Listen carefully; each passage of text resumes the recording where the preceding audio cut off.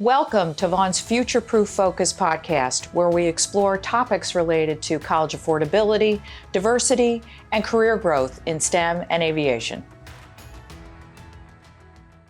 Happy New Year, everybody. Welcome to 2025 and our first podcast of the year. Today, we're really excited to have Shari Lindner and Jason Becker, both from Brookhaven National Laboratory, right here in New York, out on Long Island. Shari is the Learning and Development Manager at BNL, as we'll be calling it from now on. And Jason Becker is a mechatronics engineer. So welcome to you both and Happy New Year. Thank you. Same to you. So Brookhaven National Lab, BNL, and Vaughn have been industry partners for several years. Brookhaven recruits Vaughn students for a variety of engineering roles. We do internships programs together, site visits. BNL is also a regular member at our career fairs and lots of other kinds of activities. So really excited to delve into this topic. So Shari, just to start us off, can you tell us a little bit more about the different types of research that BNL conducts for those who may not know? There's even people on Long Island probably living not far from BNL who don't know, and how it contributes to making the world a better place. So BNL, just for a little bit of background, is managed and operated by what we call Brookhaven Science Associates on behalf of the Department of Energy. And it's also in partnership with Battelle Memorial Institute in Stony Brook.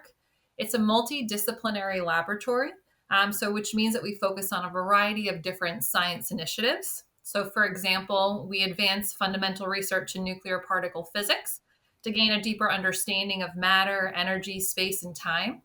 We apply photon sciences and nanomaterials research to energy challenges for critical importance to the nation. We perform cross-disciplinary research on computation, sustainable energy, national security, and Earth's ecosystems. As part of the Department of Energy National Lab Network, we're also among 17 other national labs. We're over 3,000 employees. We've had 7 Nobel Prizes. So it's really, a great place to work. And I'm sure Jason will talk about that when he talks about his experience. Oh my goodness, 7 Nobel Prizes. We have to have a bigger deal made out of BNL. That's awesome. Yeah. So can you talk a little bit more specifically about your role and your background and how did you get to BNL and how did your relationship with Vaughn begin? Sure. So my role as a learning and development manager, I oversee all of the professional development aspects, which include performance management, succession planning, leadership development activities. So that is both internal leadership development programs that we run at Brookhaven, but we also run enterprise-wide leadership development activities in partnership with Battelle. So really focusing on how are we developing that next generation of leader, or how are we enhancing leadership skills that individuals already have. I also oversee all of the compliance training. So that ensures that staff are trained and qualified to perform their role.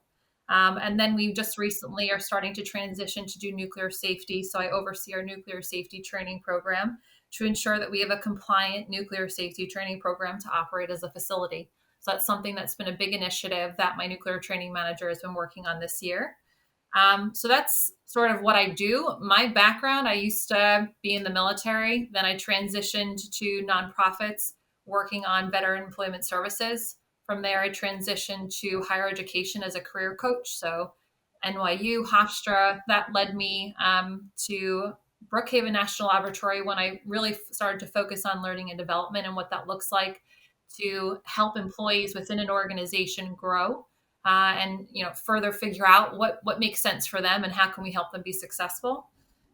The partnership with Vaughn started probably about 2 years ago. Because I used to work with Chandra Daniels, your director of career services, when we were both at Hofstra. And something that I'm sure Chandra tells the students that she applies herself with me is continuing to network with colleagues that you meet in all your organizations. So her and I have kept that network open. And so as I transition to more corporate or government or nonprofit organizations, and Chandra stayed with the higher education path, we continue to touch base to say, how could we help each other? How could I help your students? And vice versa. So that's really how it began. And now it is what it is today with all those engagements that you just talked about that are coming this year.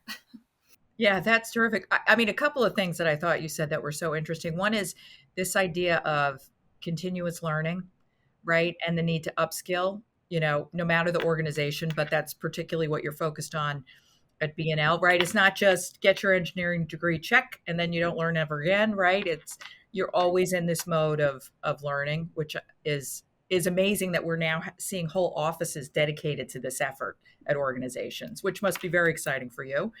And then, of course, I can't not talk about Chandra, the rock star. We love our director of career services, Chandra Daniels. She's just incredible. What an inspiration to our community, and particularly the students that she gets on this transformational path. And you are so right about her talking about keeping connected to your network, and look at what it did, for our community as well, which is just phenomenal. And as we were talking about a little bit before the podcast, we share the Navy piece sort of in common. I was not in the military, but I was a Navy brat. And just how nice that the structure, right? So Vaughn has anywhere between 10 and 15% of our population are veterans.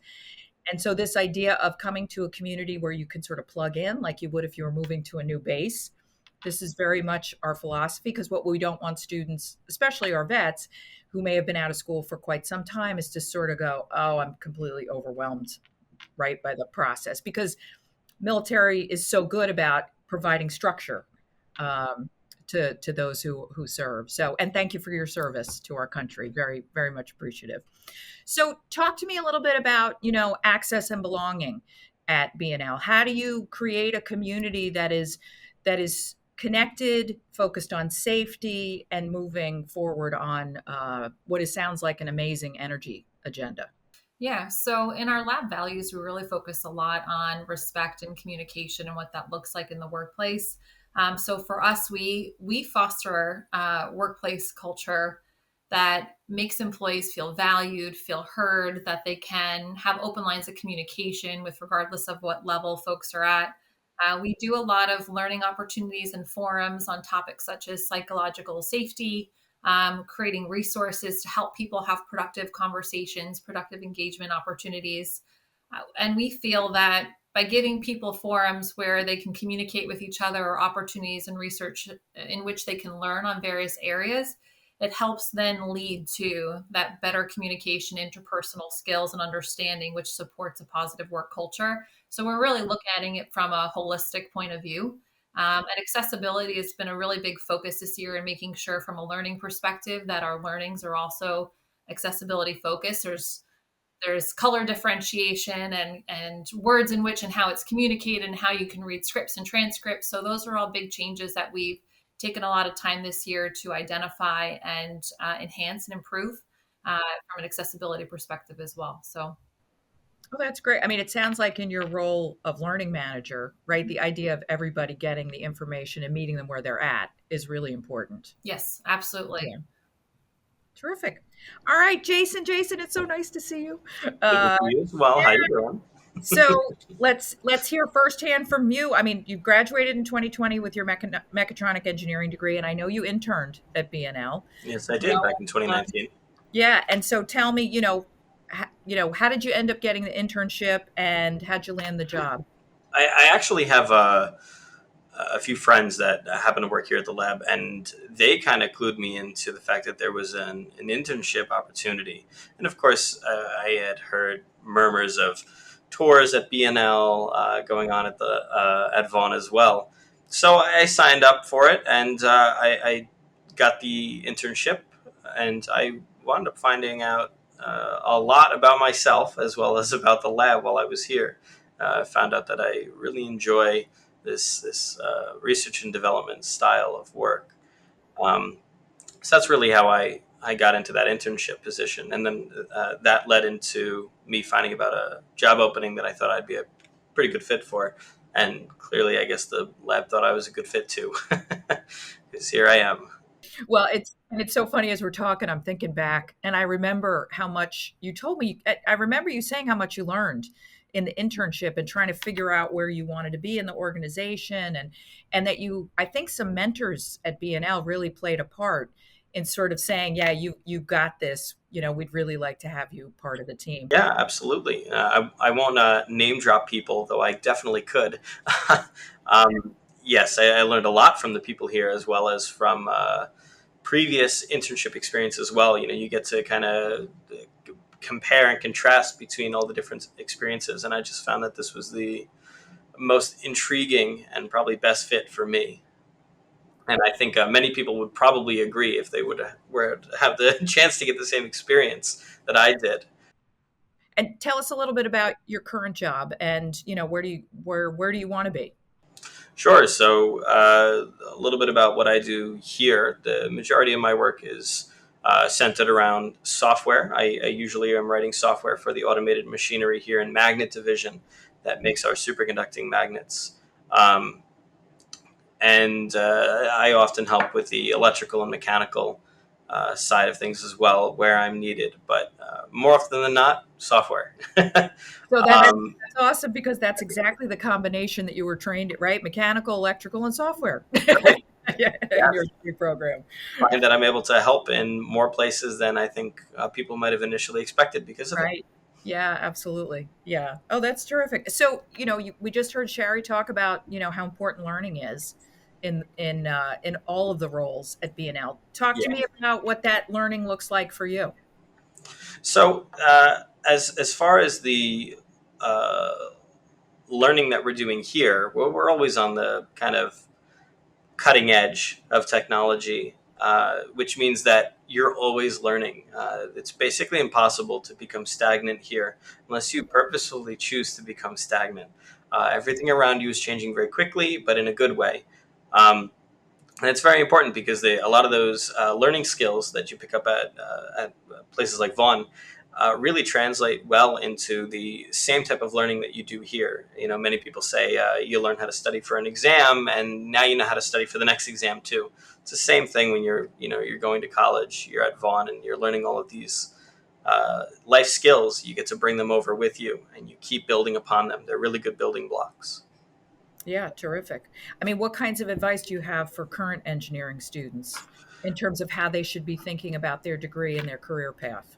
Well, I think that an important thing to consider and keep in mind when not only you pick a career path, but you get into your career path, you want to work on what you have a passion in, because what I found personally, and speaking to many others, is that you want to push yourself in your career, right? You want to further yourself, further your education or your understanding, and really the best way to do that is to have a passion for what you're doing to begin with. So you need to push to do what you're passionate about. Otherwise, you'll probably burn out pretty quick. Yeah, it's not fun spending a lot of energy on something you don't like. No, so you got to chase your dreams. You got to do what you enjoy. Right. So, you talked a little bit about your role at BNL. How help us understand, what does that mean for, the average American in terms of the kind of research you're working on? Right. I think it's a fair question because I think many people see maybe the term research or discoveries, and they get a little jaded, or a little confused by what that even means for them as a person. Um, a lot of the work we do here, and I'll speak personally for Magnet Division. A lot of the work that we do here helps advance sciences elsewhere in the world besides just here at Brookhaven National Laboratory. One example of that is particle collider technology and similar technologies in the field of science and research. And those help us understand things like the building blocks of matter, how things work, right? That allows material scientists and others in similar fields to take what we learn and really build upon their knowledge from what we have found. Now, outside of other research fields, we do have large impacts elsewhere. One big one that I think everyone is probably pretty aware of is the medical field. One place where superconducting magnets are used are MRI machines, as well as some other typically cancer related or cancer treatment focused machinery. So, what we do here is not just only research and development. It does save lives. It does help you on the day to day, though without maybe saying it out loud, you'll never notice it, right? It's all hidden behind the closed doors or behind the big plastic shrouds of an MRI machine. That must make you feel good, Jason, knowing that, the work that you're doing there is contributing to life-saving technology. Absolutely. Yeah, Yeah, some of us really enjoy knowing that there's a benefit to society in what we do. right. Outside of maybe just making a company money. Yeah, yeah, absolutely. Now, is this at all related? Isn't there a super collider in Europe? Um, Starts with an H. I can't remember off the top of There's my head. CERN, yes, and you're thinking of the. Uh, we also have one on site here. Oh, you do? That's Oh, RIC, yeah, Relativistic Heavy Ion Collider. yeah. Actually, one of the large projects we're working on at the moment is what's called the Electron Ion Collider upgrade.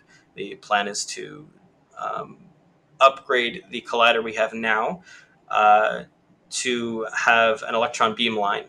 And that's a lot of the work that I do. I'm working on magnets, magnet designs, and magnet production for these uh, EIC upgrades, as we call them. Oh, very So, exciting. Very exciting. I mean, and where do you see a whole career at BNL? To pretend Shari's not here.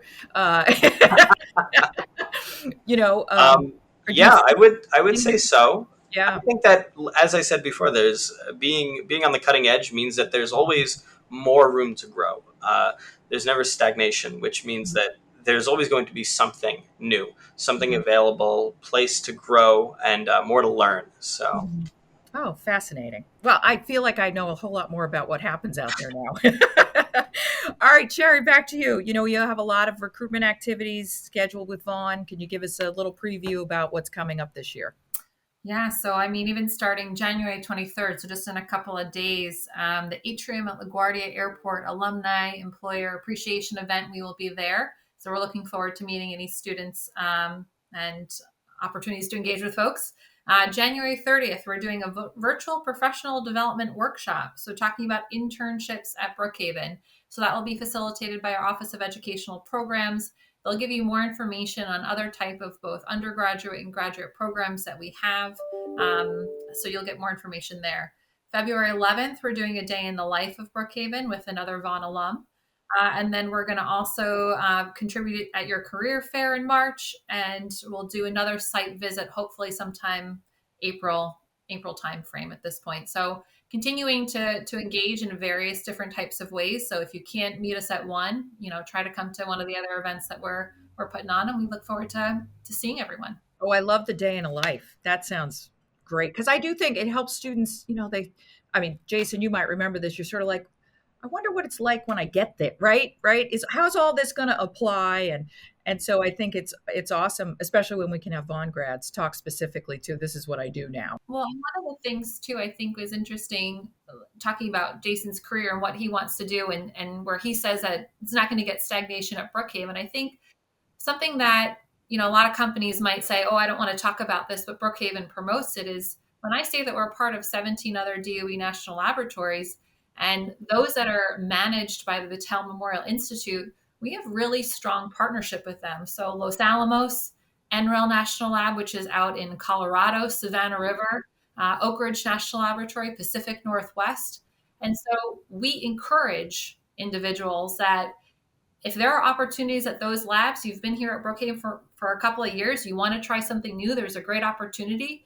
We encourage that mobility between the National Lab complex. So that also makes sure that, to Jason's point, it doesn't get boring. The learning never stops.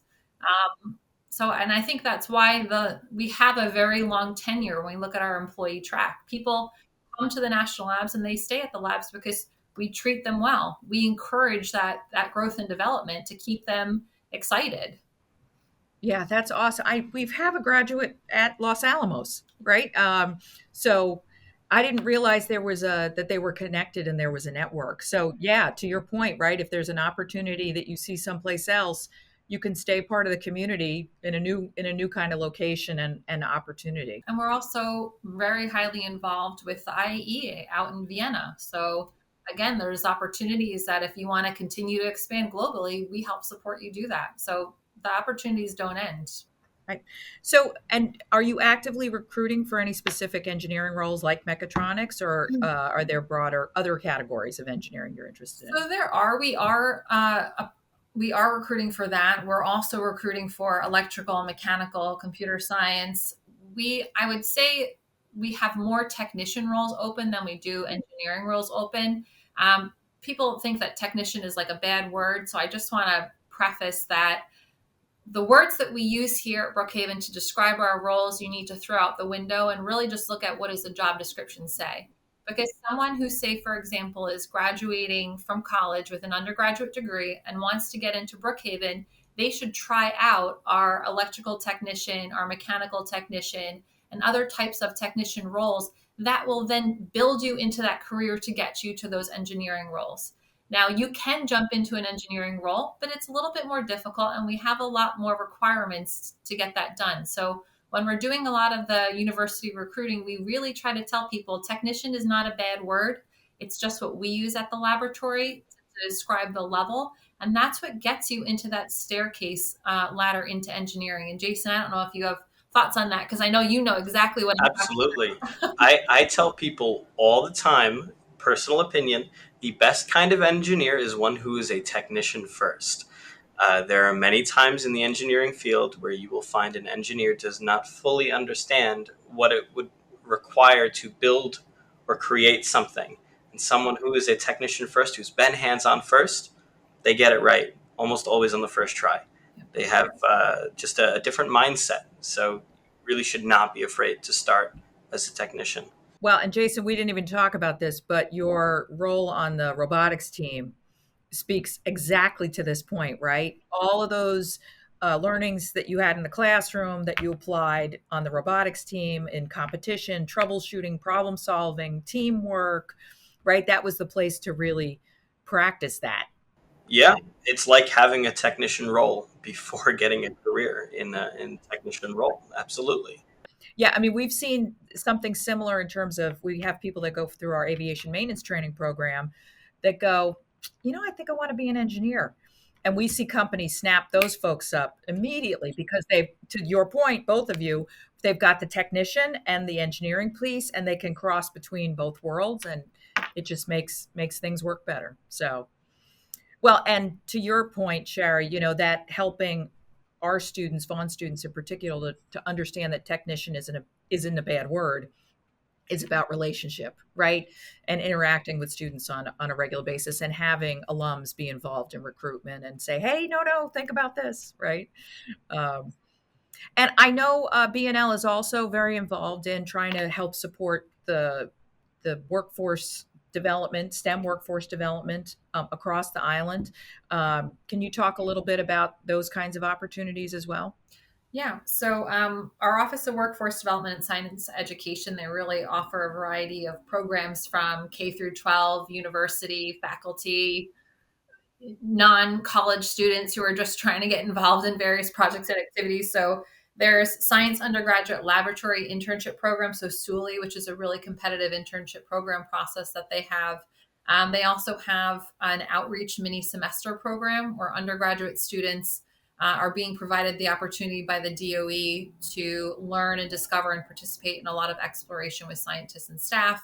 We've got environmental education programs, both for graduate and undergraduate. So that's a little bit of a different sort of spin. And that's looking to perform field work in the Long Island rivers with local communities to learn more about the environment and our impact. Because one thing that you also should know about Brookhaven Lab is that we are very environmentally focused on how to be sustainable, how to be a good community partner. And so that's part of what that program, kind of focuses on. We also have science graduate student research programs, so that helps folks that are providing research thesis opportunities with the DOE at the laboratory. So there's really a full scope of opportunities that people can engage in. It really just depends on what's right for you and what makes sense for your career journey.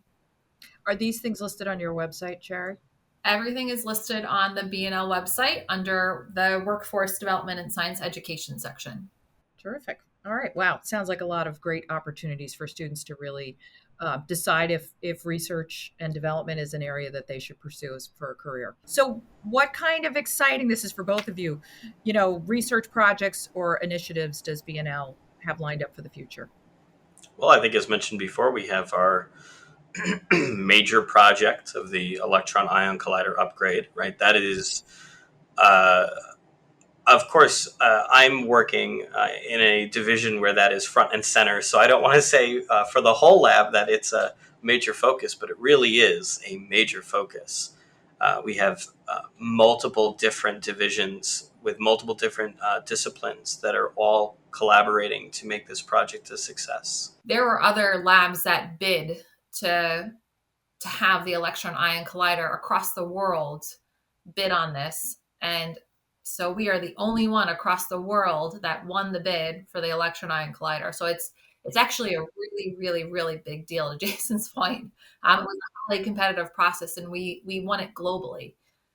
So it's something to sort of note. Yeah, I mean, how exciting for a recent graduate to be involved in, what has implications for our whole planet, right? I mean, that's pretty cool.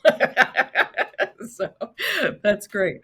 Yeah. So we talked a little bit about engineering, students thinking about joining BNL as a technician. Are there other things that students should do to stand out if they're looking for a career at BNL? I would say in order to stand out for career opportunities at Brookhaven, it's really taking a look at and having conversations with alumni like Jason and others, meeting with your career development folks, and really diving deep into what is it that you have an interest in and why is Brookhaven a good fit, and really being specific in how you're communicating and conversing with people, say at Brookhaven Lab, our recruiters, our hiring managers, the alum that are there. So if you're having a conversation and engaging, say, Jason as an alumni, and you're currently in the program, what do you hope to learn from Jason? So just think about it. Don't just ask, hey, Jason, how do I get a job? It's, Jason, what do they value there at the lab? What is it like working at Brookhaven? Like, do you like it? Is it something that is for everyone? Or, and really get a better sense of the culture of the lab, and also if it's going to align with what your passion is, like Jason was saying. And if it's not, don't put a round peg in a square hole. I mean, Brookhaven's not the only place to work. Of course, we'd love you to come here, but it has to be right for you. And if it is, then you really have to show that and be very focused and direct in how you're talking about how your background and professional experience can help support an opportunity here. And also think about how everything that you do translates. It doesn't have to be a one-for-one. I don't have to be a technician for 10 years and then come there and be a technician, or a technician for a year to be a technician. Talk about how when you worked at the grocery store or the pizza shop, how you built your intercommunication skills and how you worked on problem solving and customer service. It really does go a long way when you have individuals coming to you thinking critically, thinking proactively. That will help put you ahead of the others that are just saying, well, here's what I have and it matches what you're asking for. Yes, that's nice, but we'd also like you to have some of those other soft skills. So that's how I feel like you can differentiate yourself. I forget if that was the question now, but No, I mean, I think you make a great point, whether it's at BNL or any place else. It's about fit, right? On both sides. And it's also about being able to communicate the skill set that you have, right? All the skill sets that you have. So that's great advice for us as an institution as well, in terms of how we help students to think about, things like my part-time pizza job and how's that really going to contribute to my career in the long run. And I think it's an awesome point. All right. So I always ask this question that's completely off topic, but it's fun. It just gives us a little insight into guests. So could you both, and Jason, why don't we start with you? Tell me, what's the most daring thing you've ever done, and how did you talk yourself into it? The most daring thing I've ever done. There's probably a long list. That's a hard one, but you know what? I think that if you want something that's outside work, right? Something that's daring. Recently, I decided that I was crazy enough to get married and buy a house within like a 3-month span. And that was pretty daring. A little insane. Actually, it was a little more than 3 months, but it felt like 3 months. How did I talk myself into it? The wedding part was easy. The house part, well, that was a little bit harder, but luckily my wife's very supportive, and she was like, "We should do it. Let's do it." So when you got a little bird on your ear saying, "Let's do it," that helps too. But Well, that's all. Congratulations on both. So yeah, it sounds like having a support team was really important. that's right. Surround yourself with people that are not just like-minded, but Yeah. supportive. Oh, that's great. And how about you, Shari? I thought about this question. I don't know if it's like a boring answer, but I guess I would say I think for me, because I joined the Navy when I was 18, right out of high school, and I joined because I was in a pretty bad situation. I didn't feel like I had good friends, good mentors, good environment, that I felt the Navy could provide me with that structure and positivity. So I sort of took a leap, moved halfway across the US, or actually all the way across the US from one side to the other, at 18 years old, and sort of just said, I know that I need this because this is what's going to be good for me. But at 18 years old, I think it's really hard to even acknowledge or know that you need that. And so I guess I'd say that's pretty daring, because it was very dramatic. It was a very dramatic thing. So, but I don't know if the Navy is daring itself, but No, so were you doing a lot of self-talk there? I can do this. I can do this. not really, because I guess I felt more that I needed a better support system. I needed more positive influences, and I needed more mentors and structure, because I didn't have that. And the Navy, I felt like, was a good opportunity to provide me with that. So as soon as I got into it and I sort of took that leap, it was easy because I knew it was good for me. So I knew I was making the right decision. And then obviously, your parents and family always support that. But it was a big learning. Oh, that's incredible. So Yeah, yeah. very, very similar story with my dad. Same kind of thing, right? Just Yeah. I need something, I need structure, I need, right? And had an incredible opportunity and career. And so the military is a great option. Gives you some really Yeah. terrific skill sets and a way to think about your life oftentimes.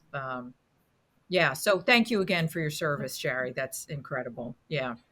All right. So we've had a great conversation and talked about, one of Vaughn's amazing industry partnerships. That's actually one of our important distinguishing features for the institution is the incredible career and industry partnerships that we have to help influence curriculum, provide students with internships, opportunities, and careers. So be sure to start the career exploration process early, as you heard Jason say. It started while he was an undergraduate, and take advantage of all the things that Vaughn or other institutions offer to help you figure out your next big step. Thank you both for being here. I appreciate the conversation. It was terrific. Of course. Thank you for the invite. Thanks for having us. Have a question? Email us at futureprooffocus@vaughn.edu. And don't forget to subscribe, follow, and rate the podcast. Thanks for listening, and see you next time.